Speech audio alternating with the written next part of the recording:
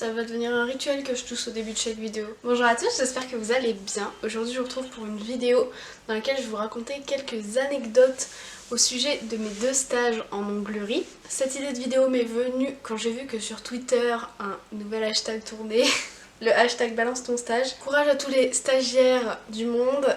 N'oubliez pas, c'est nous les stagiaires qui sommes dans le bas de la chaîne alimentaire, clairement. Je vais commencer cette vidéo. On va parler d'abord de mon premier stage, puis de mon deuxième stage. La première anecdote, c'est mon premier stage. Alors c'était mon premier stage de toute ma vie. J'étais en 3e et c'était un stage de 1 semaine que j'ai choisi de faire en onglerie dans une ville de 15 000 habitants, dont la moyenne d'âge doit être d'environ 60 ans. Donc autant vous dire qu'en 2014, l'onglerie et tous ces phénomènes beauté assez américains n'étaient pas du tout monnaie courante. L'anecdote tout simplement, il y a eu 3 clientes dans la semaine, dont une un après-midi où j'étais malade. Voilà, donc j'ai passé la semaine à faire mon rapport de stage. L'avantage c'est que le vendredi soir, mon rapport il était bouclé, terminé, tout ce que vous voulez. Anecdote très rapide, très concise, à l'image de ce stage. La deuxième anecdote, on va pas lui donner de nom. En fait je voulais juste dire que le salon en question a fermé 1 an après, pour cause de faillite. Étonnant.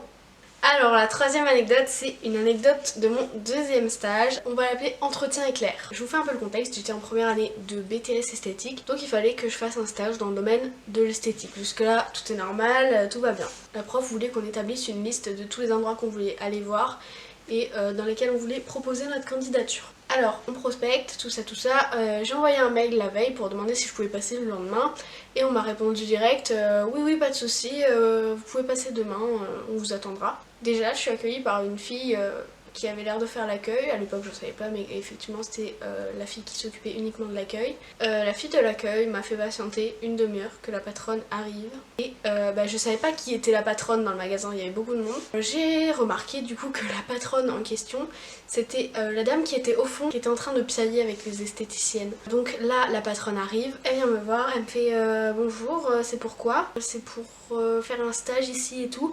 Alors je vous donne mon CV, ma lettre de motivation. Ah mais non, je m'en fiche de tout ça, je verrai sur le terrain. D'accord. Oui bon bah alors c'est quel jour? Bon bah je me le note et puis il faut vous remplir des papiers. J'ai dit oui, il faut remplir là, faut signer là et tout. Et il faut me donner un truc, enfin je sais plus quel papier il fallait me donner ou une signature de je sais pas trop qui. Et je me suis retrouvée à repartir littéralement 3 minutes après que l'entretien ait commencé. Enfin l'entretien, on peut appeler ça un entretien, je ne crois pas. Retenez bien qu'à ce moment-là, j'ai eu une première mauvaise impression. Anecdote numéro 4, les hommes en noir. Donc après avoir commencé mon stage, déjà quand je suis arrivée le premier jour de mon stage, donc début juin, je commence ma petite journée, etc. Je crois que je commençais à 10h ou 10h30.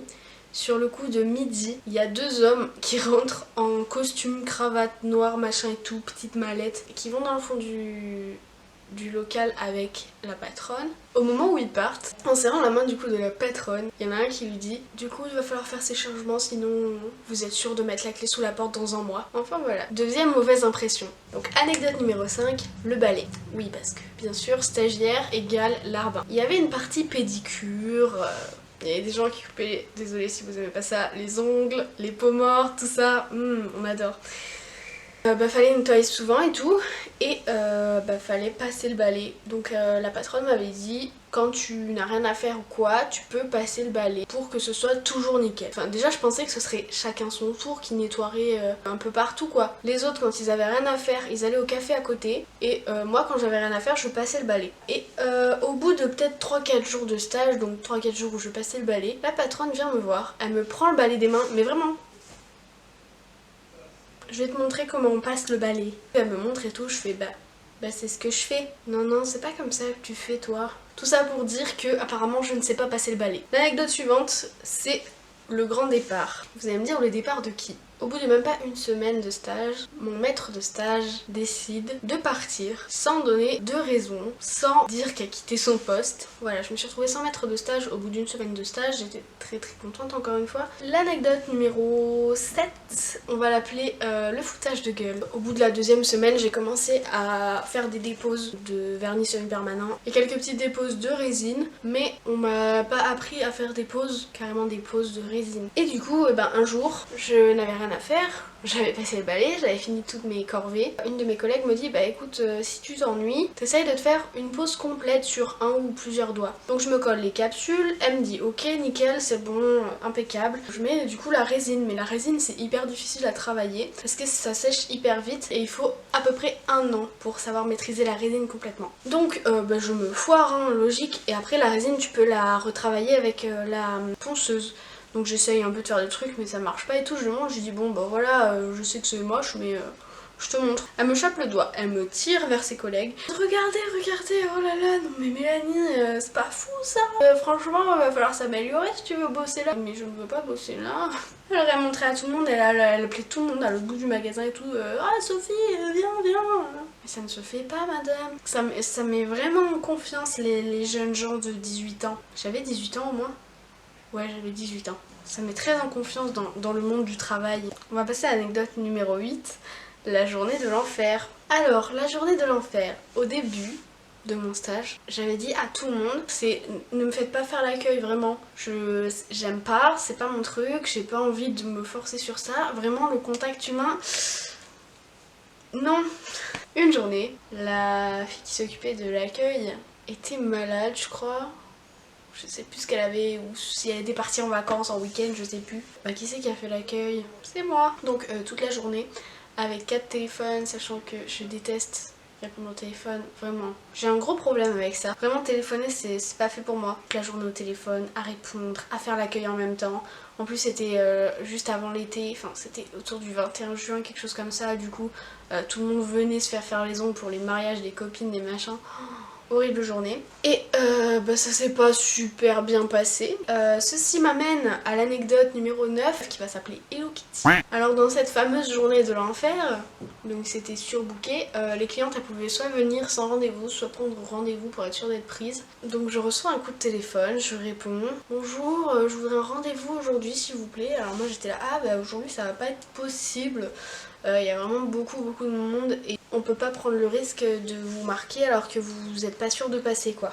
Du coup on va inventer un nom pour ma collègue, on va l'appeler Anna. Je m'appelle Hello Kitty, je veux une pause avec Anna aujourd'hui. Allez lui dire et trouvez-moi un rendez-vous aujourd'hui. Je vais voir cette fameuse Anna, je lui dis excuse-moi, il y a une cliente qui se dit s'appeler Hello Kitty au téléphone qui veut absolument passer avec toi aujourd'hui et tout. Bon bah écoute, cale-la entre deux personnes parce que je sais que elle va pas en démordre et elle va vouloir absolument passer aujourd'hui. Donc je l'ai calée comme j'ai pu entre deux clientes et je lui ai bien précisé au téléphone.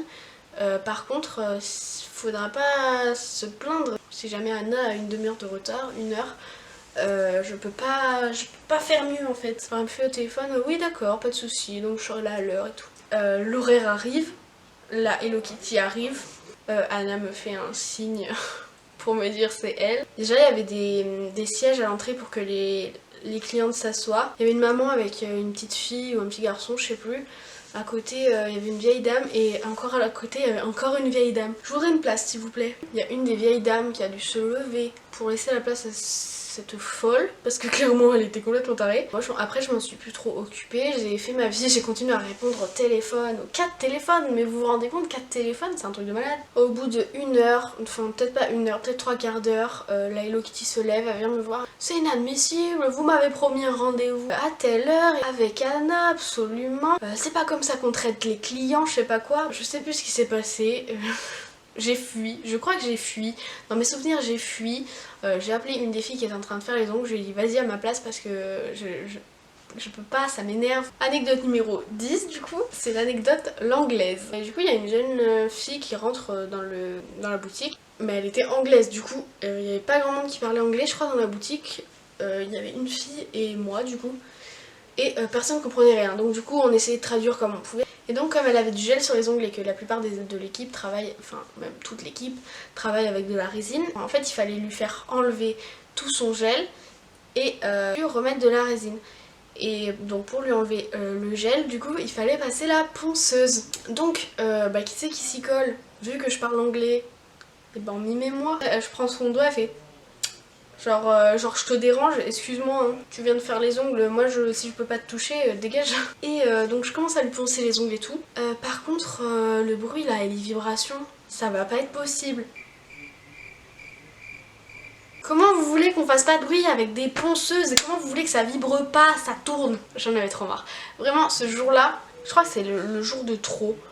J'en pouvais plus, j'étais au bout de ma life. Je suis sûre que c'était un samedi, parce que le samedi j'étais toujours de mauvaise humeur. Enfin, on remarque tous les jours j'étais de mauvaise humeur au final. Je lui ai dit bon, ne bougez pas, je reviens. Et je suis allée voir une collègue, encore une fois j'ai fui. Bref, je fuis tout le temps. Et donc ce jour-là j'ai fui, je suis allée chercher une collègue, donc elle s'est occupée d'elle et je ne sais pas ce qui en est sorti de tout ça, mais ce n'était pas mon problème. L'anecdote suivante, elle s'appelle No money. Quand tu fais une prestation, tu marques sur un papier le prix de la prestation que tu as fait et ton prénom en dessous. Et comme ça, à la fin du mois, et ben, ils savent qui a fait quoi, etc. Je pense qu'ils reçoivent une prime en fonction du nombre de prestations qu'ils ont fait, etc. Et du coup, je leur ai fait beaucoup de prestations, des pauses et aussi de pauses de semi-permanent. Je pense que j'en ai fait pour au moins 200 €. Bah, tout est dit en fait, étant donné que je n'ai rien eu. Je n'ai pas eu d'argent. 200 € offerts pour eux, gentils qu'ils ont été avec moi pendant tout ce mois. Enfin voilà, du coup bah, j'ai rien eu. Alors l'anecdote suivante, c'est pas de cadeau. Parce que oui bien sûr, pas d'argent et pas de cadeau. Ils avaient sous l'accueil 4 tiroirs, 4 gros tiroirs, mais vraiment des tiroirs profonds, genre comme ça, remplis d'échantillons des marques qui vendaient en vente complémentaire. Je sais que c'était un stage non rémunéré, tout ça, mais remercie un minimum tes employés. Ça, à la rigueur, je m'en fiche. On était 2 stagiaires du même lycée, ils nous avaient promis d'avoir une pause complète, capsule, résine, semi-permanent, tout ça, à la fin du stage. Du coup, bah, moi je m'étais dit 2-3 jours avant, ils vont nous la faire pour pouvoir être tranquille pour les derniers jours. Que nenni, puisque le dernier jour, mais vraiment le dernier jour, il faisait super chaud, on était je crois le 5 juillet, on était au bout de nos vies, et bah, nous, avec l'autre stagiaire, on voyait qu'ils se bougeaient pas quoi pour nous faire nos pauses, et l'heure est tournée, il commence à être 16h, etc. Moi je partais à 18h30 je crois. Du coup je dis à ma collègue, je lui dis bah écoute, je vais te mettre les capsules parce que moi je sais le faire, mais du coup faudra que quelqu'un te mette la résine. Elle pouvait pas me mettre les capsules parce qu'elle savait pas faire je crois. Je me les suis faites toute seule et on a dit à notre collègue, bah justement Anna, on lui a dit bah est-ce que tu peux nous faire la résine vite fait parce qu'elle maîtrisait de ouf, mais vraiment en 5 minutes elle avait fini. Je commence par le là, entre 2 clientes comme ça, et après je te prends toi Mélanie entre 2 autres clientes. Donc elle fait la pause à Lola. Bon du coup le temps que je fais l'autre cliente, est-ce que tu peux lui faire son vernis semi-permanent par-dessus? Du coup je fais bah oui pas de soucis, je fais le vernis à Lola, tout se passe bien.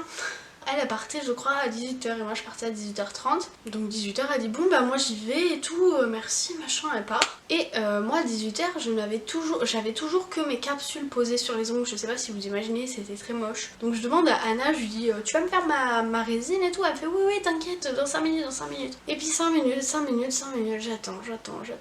18h30, je vois qu'il est 18h30, je fais là c'est l'heure que je suis censée partir en fait.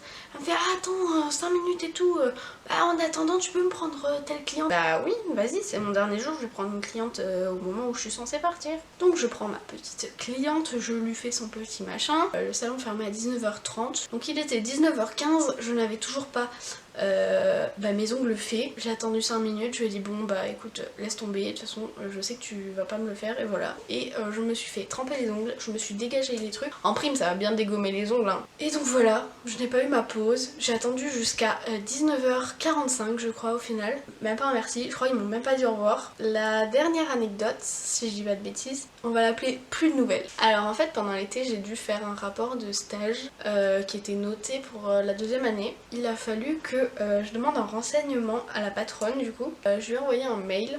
Une semaine plus tard, je n'avais toujours pas de réponse. Je renvoie un mail. Encore une semaine plus tard, je n'avais toujours pas de réponse. Donc si je comprends bien, ça répond que quand il s'agit d'embaucher du monde quoi. D'embaucher du monde et de ne pas les payer. Donc à partir de maintenant, c'est terminé avec ce salon. Voilà, c'est tout pour moi.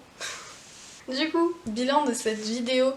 Déjà fiez-vous bien à vos premières impressions parce que c'est souvent les bonnes. Si je m'étais fiée à ma première impression, j'aurais fait ça dans un salon beaucoup plus petit et ça aurait été certainement beaucoup mieux et beaucoup plus enrichissant pour moi. Deuxièmement, ne vous laissez pas marcher sur les pieds pendant vos stages, surtout si c'est des stages non payés. Si il faut que vous répondiez pour vous faire respecter, faites-vous respecter. Je sais que si la même chose se passait aujourd'hui, je me laisserais certainement beaucoup moins faire. Au final j'ai eu une très bonne note à mon rapport de stage, ça y a pas eu de souci. La prof quand elle est venue me visiter en stage, elle a bien compris le système de fonctionnement de l'entreprise. Je crois que c'est tout pour cette vidéo. N'hésitez pas à me raconter vos anecdotes de stage en commentaire. J'aime trop lire les anecdotes des autres. Désolée pour le stylo qui a dû vagabonder durant toute la vidéo. C'est que j'ai des notes pour rien oublier. Du coup, si cette vidéo vous a plu, vous a diverti, n'hésitez pas à liker, commenter et éventuellement à vous abonner à ma chaîne. Sur ce, je vais vous laisser. Je vous souhaite une bonne journée, bon après-midi ou bonne soirée et je vous dis à bientôt. Bye! I won't look back when you're around. I won't think twice when you're gone. Don't hesitate to call me back. 'Cause I won't